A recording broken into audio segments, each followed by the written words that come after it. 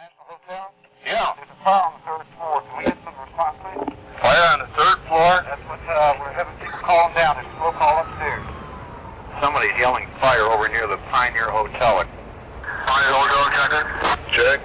Fire 2. What do y'all help we get to the scene? Downtown Pioneer Hotel, leaving Engine 1, Engine 2, Engine 3, ladder 3. This Engine 1 reports to see there's smoke in the area.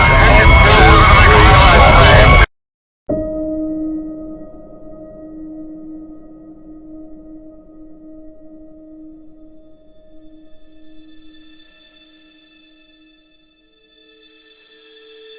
My name is Frank Tamayo. I was born July 29th of 1938. At the age of 21, I joined the fire department. And I loved the job so much that I stayed on for 25 years. And upon retirement, after a few years of being retired, I come up with the idea of getting an old fire truck to restore it and use it as the last alarm truck to take firefighters on their last ride to the cemetery or their final resting place. I was a tillerman. I was driving the back end of a ladder truck. And my initial job, was going up and down that ladder, helping people down from windows, from balconies, wherever they were in need of escape from that fire. We did save a lot of people. The Pioneer Hotel fire was December 20th, 1970. I'd been on the job for 9 years. And it was the worst fire for loss of life that Tucson ever had. We lost 29 lives in that fire.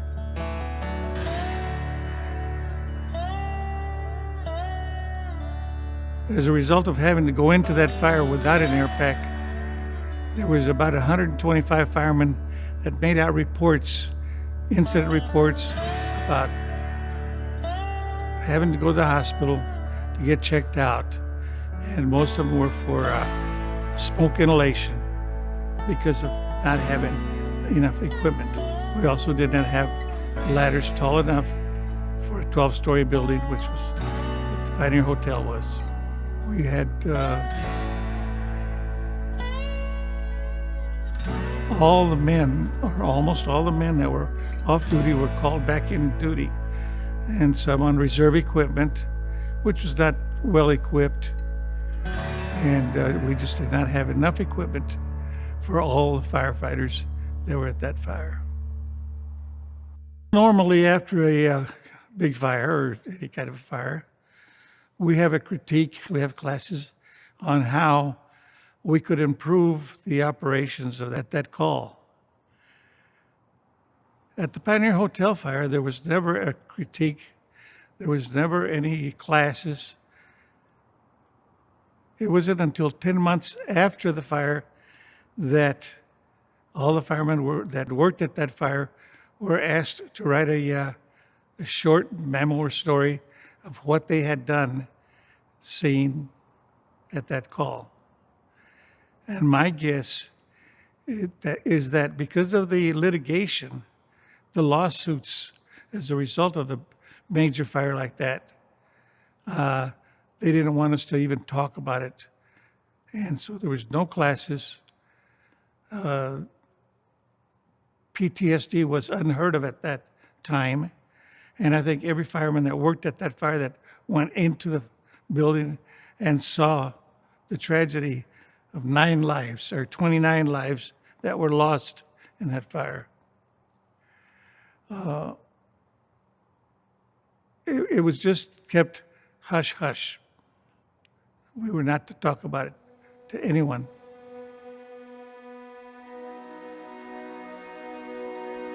After the initial work of bringing people down, taking care of the victims of that fire, it was time to start putting out the fire, at which time I went into the building without an air pack because we didn't have enough air packs for all of the men working at that fire.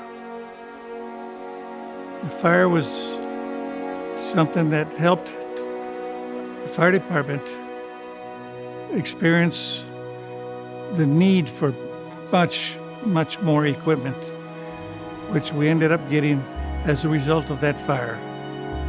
Also, new laws were passed, safety laws for public buildings like hotels, and so the fire was actually very instrumental or very educational for the fire service. After retirement, and even before retirement, I attended a lot of funerals. I was always one that felt that we should respect the loss of life. And brother firefighters who were killed in the line of duty, it was a tradition that they would be put on the truck that they would take that truck out of service that he was working on, polish it up, and load his casket on that truck to take him on his final ride.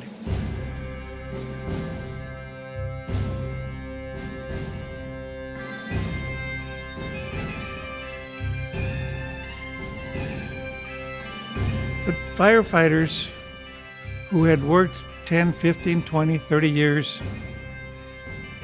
when they passed, they were put on a Cadillac hearse just like anyone off the streets. And I felt that a firefighter should be respected and honored with a ride on a proper truck. And that's why at a retired Firefighters Association meeting, I made a motion that we find an old fire truck, restore it, make it into a hearse for firefighters, retired or non-retired, working in any fire service in southern Arizona. They have their final ride on an old truck rather than a Cadillac hearse. I never owned a Cadillac. I never drove a Cadillac. And I never wanted to ride on the Cadillac my last ride. But fortunately, I surrounded myself with some very good retirees, good men. Some were very sharp. Some were much higher in rank than I was. And they had more knowledge on restoration of trucks. And as we moved along in restoring the truck, the one firefighter, I'm not even sure about his rank, but I think he was a captain. He came up with the idea of making boards with little plaques to hang on the side of the truck showing who had been taken on their last ride on this truck. And they're not just from Tucson. There's the names of people from Nogales, from Douglas, from many towns and cities in southern Arizona. To date, we have taken at least 134, I believe, I counted on the plaques. Brian Edwards is the man that became the secretary of the last alarm under my watch when I was the president. And he came up with the idea of making that board with the plaques. And then he started asking me, well, how should I do this? Well, I said, it's in your hands, your idea. You take the ball, you run with it. Initially, we thought it was going to be just for firefighters. In fact, when the vote was taken for the Veterans Day Parade, some of the guys and most of the guys voted against putting our truck at the Veterans Day Parade. They said, this is for firefighters, it's not for veterans. Well, after that vote, I told them, you guys are being very narrow-minded. Most of us are veterans before we were firefighters. And the Veterans Day Parade would be a good place to show off and let the people know about our truck. So after that, it was approved, and every year we have our truck in the Veterans Day Parade. The service that we do is no charge. We do not have any paid personnel, any paid officers, no CEO. We are all volunteers. The man's name is Jerry Hammond, who bought the truck at auction from Long Beach, California, when they took it out of service. He took it to Nogales and then Rio Rico, and then brought it to Tucson because he lived in Tucson. But he didn't have a place to park it in his yard. So he asked a friend of his if he could park it in a salvage yard on South Old Nogales Highway. And in doing our search, when I came up with this idea, Jose Ibarra, the councilman, District 1, I mentioned it to him, and he said, "That's a great idea, Frank. You find the truck you want, and I'll find a buyer for you because I have people who owe me favors." I talked to other firemen, and they got together with me, and we started doing the search for the old truck. And we found this old truck that had come from Long Beach. Jerry Hammond had bought the truck, parked it in that salvage yard. He went on a fishing trip down in San Carlos, Mexico, and he bought a house down there. He came back to Tucson and sold his house, everything else, and moved to San Carlos. So when we found this truck, it had been sitting out there in the desert, in that salvage yard, for about 10 or 12 years without any attention. The paint was orange, kind of orangey. Tires were dry rotted. The pack rats had taken over that truck and eaten all of the insulation and all of the upholstery. So I asked the owner of that salvage yard, "How do I get a hold of this truck? How can I buy it? Where's the owner?" He said, "All I can tell you is the man's name is Jerry Hammond, and he's in San Carlos, Mexico."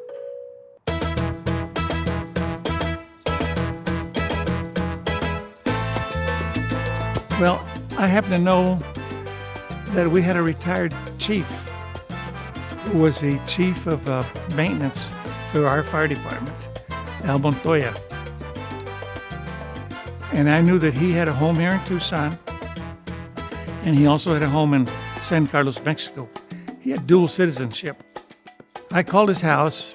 Naturally, I got an answering machine, so I left a detailed message. His wife happened to be in town, and she got on the phone and called him and told him the story. A couple of weeks went by. I'd never heard from him, so after 2 weeks, I called him again. When I called the second time, he was home, and he says, "Hey, Pancho, I got a phone number for you." I got Jerry Hammond's number. He only lives 3 or 4 houses down from me, down there in San Carlos. It was meant to be. So Jose Ibarra got on his phone and called Jerry Hammond. He answered the phone right away like he was waiting for the call. He says, "I wouldn't be insulting you if I offered you $1,200 for your truck." And Jerry says, "No, I'll take $1,200 for it." Jose says, "Well, when can you bring the title?" And he told me, "Go to see Neil Capen's Car Wash, and he'll have a check for $1,200 for you." Well, when Jerry Hammond said I could be there Sunday with the title, I said, "Oh my God, I won't be in town. My wife and I are scheduled for our first cruise, and we're leaving Saturday." So I tried to give the brothers $100 for the tow job because I knew that the truck was going to have to be towed to Fire Station 10, where we're going to start working on it. They said, "No, you keep your $100. You'll probably need it on your cruise." Well, turns out that Frontier Towing donated the job of towing the truck. We proceeded from there to start working on the truck, taking it apart, completely apart, and a complete restoration job. We really had no idea how much we're going to do to it, how elaborate it was going to be. I had no idea that it was going to take a lot of work. There's no way that I could have done it by myself. But fortunately, I surrounded myself with some very good retirees, good men, and they had more knowledge on restoration of trucks. Jim Russell, who was a retired deputy chief, is one of the men that joined me in the search and in the operation and building of this truck. He found a place to order the bell from. The ladders came from a department in Ohio. They were period ladders, wooden ladders, which had to be shortened and refinished to be put on this truck. Man from Preferred Chassis Fabricators, Dwayne Junkin, found a old school bus they had taken apart. The transmission was factory overhauled, and the diesel motor was also factory overhauled. There was an 04 school bus, so they got a driveline off of that. We tore it all apart. Tearing things apart is easy, but putting it together right. So you're looking at a fire truck that has school bus equipment, driveline under it, motor, and so forth. There had to be a way to raise the casket up into the bed, the top of the bed of the truck, rather than have the pallbearers lift it up to that height. So then we put it together with a firefighter, Jim Williams. He's a good welder, so he helped us weld together a frame and using a winch like what you see on the front of a Jeep. And he could raise that and lower that section. In the process of designing that and trying that lift, we were working at Old Fire Station 10. The chief that was there, he walked out to see what we were doing. 4 of us, about 200 pounds average, sat on that lift. And Jim, with his remote control, hit the button, and the winch started working and lifting that lift with all 4 of us sitting on it. About halfway up, Jim forgot that he had not welded a little clevis, and it broke off. And so the whole thing slid down, and the chief says, "I see nothing." Dave Spaulding, who's one of the founding members on the foundation, used to say, "This provides closure for the family." The ride, on that final ride for the retiree, is an honor, is respect towards that man.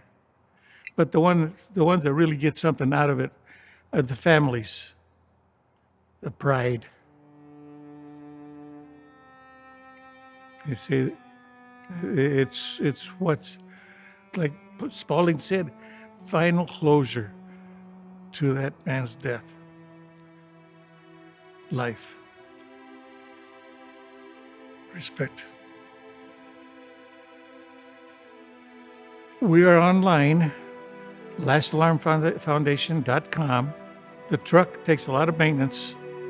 The equipment breaks down, whatever, it has to be taken care of. We're thankful that the city, the fire chief allows us to park this truck where it's kept indoors, protected from the weather. And the men that are working at that station, they're more than glad to help maintain it, keep an eye on it, watch it, and so forth. If you'd like to donate and help the foundation maintain their funds so that they keep doing this service for nothing, we do not charge anyone.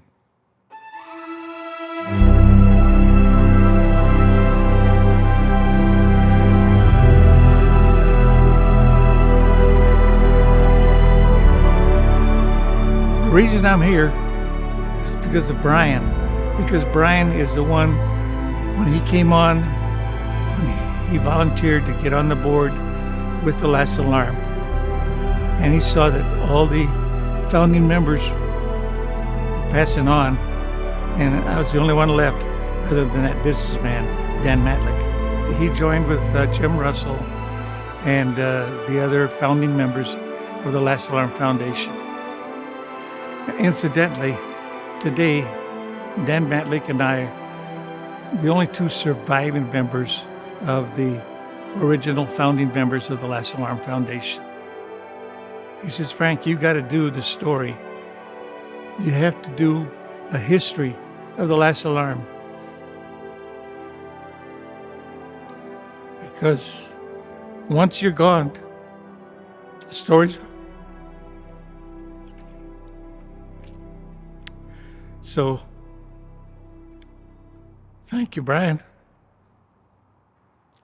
You've had some good ideas since you came on board. I've always been proud to say that I've surrounded myself with really good people, good men.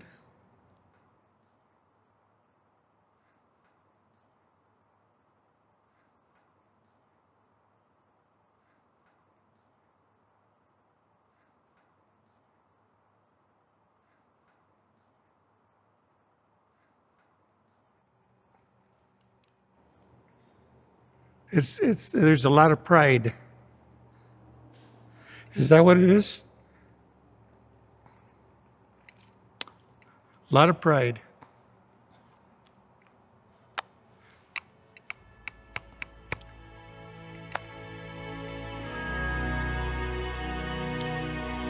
I have felt more than proud. I really don't know how to say it, how I feel about this truck. I'm pretty emotional, and I'm surprised I've been able to hold it together for this long. This interview. I want to thank you for allowing me to tell you the story of the Last Alarm Foundation.